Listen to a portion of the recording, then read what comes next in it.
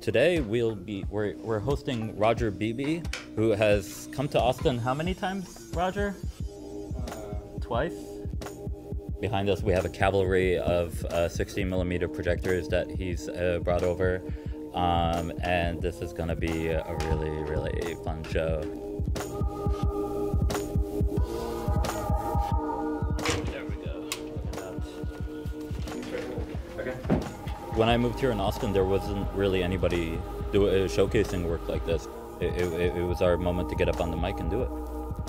Experimental film doesn't want to make money in a certain sense. It has, it'll never be Spider-Man, and like there's a deep personalness to it that I think works well.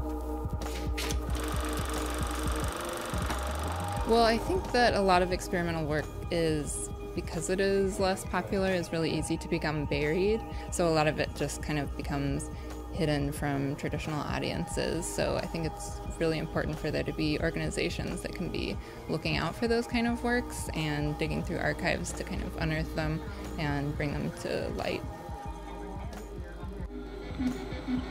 I initially got involved with movies because I wanted to make movies, but was it didn't suit me at all, the kind of professional workflow of having a cinematographer and a gaffer and a crew, and all the money and the stress took all of the fun out of it for me.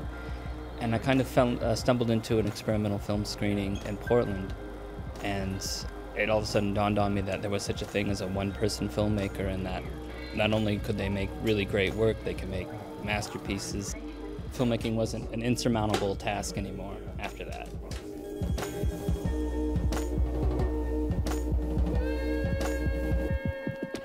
Well, when I started making films, I was actually making narrative films, and I got really annoyed with the apparatus of narrative, with someone having to hold a boom pole, or, it just seemed like there was a lot of stuff, a lot of coordinating schedules. You have actors, you have to get locations, you have to get, all this extra gear. And that was really not what I wanted to do when I thought about making films. I thought I wanted something more immediate. And I also didn't want to have to get, thousands of dollars for every film I made. So I started kind of moving in the direction of more and more experimental forms and more kind of stripped down. The program I'm presenting today is called Films for One Day Projectors. Well, it's a little bit of a mixed bag. I'm showing, I think, total 6 or 7 shorts. 2 of them are big multi-projector performances that use, I guess both of them today are using 6 projectors. One uses 616 and one uses 516 and a Super 8. I started to feel really inessential to the shows. I turned on the projector and I just stood there. And then I waited for the Q&A, or I would go outside and smoke or whatever. It just suddenly felt like this was a way of making my presence necessary. And it was also a way of turning the event, it's not a screening any longer, it's an event. It's not like, oh, I could see that movie on YouTube or whatever, but it's like I have to be there, something's happening in the room.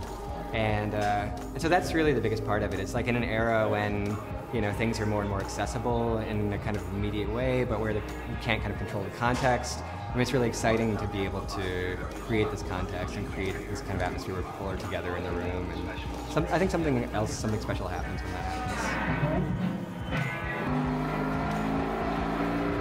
Experimental film sounds sort of scary and alienating, and we think it's going to be super boring, and hopefully part of what I want to do with these tours is hopefully show people who take a chance on the shows that that's not the case.